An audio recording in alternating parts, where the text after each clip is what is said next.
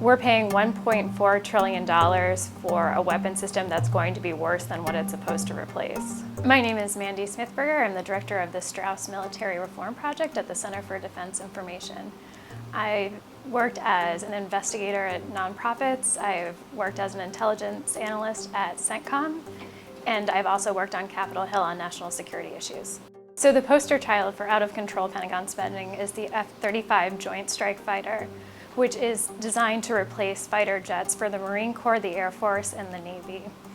At this point, we expect it to cost $1.4 trillion, making it the most expensive weapon system that the Pentagon has ever acquired. So there are several places where the F-35 went amok.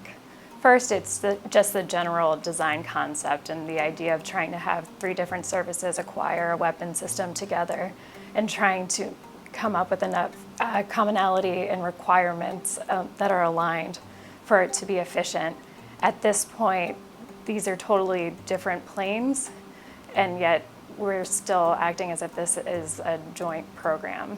The other big problem with the F-35 is our acquisition strategy for it. You should fly before you buy a plane. The level of concurrency, which is the overlap between testing and production, is unprecedented in the F-35 program. Not only are we buying hundreds of planes before testing is complete, but taxpayers are having to pay for retrofits and manufacturing changes as problems are discovered in the program.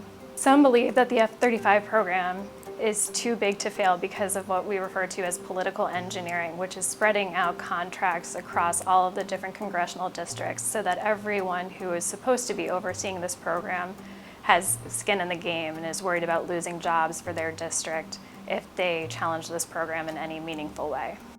The greatest cost to our current combat effectiveness can be seen in the Air Force's fight over the F-35 versus the A-10. The A-10 provides close air support for our ground troops, and no one disagrees that it is the most effective and cheapest system to perform this. But to afford the F-35, the Air Force has had a fierce campaign to try and retire the A-10s, even though they're being used to bomb ISIS, and we would probably use them in any other ground war that we would have in the near to medium term. We ultimately think that one of the best reforms is to reduce Pentagon spending so that they'll be more judicious with their resources. What we've seen is that with the current levels of spending, that they're not making choices, that they're not being responsible stewards, and that this is only likely to increase costs for taxpayers in the long run.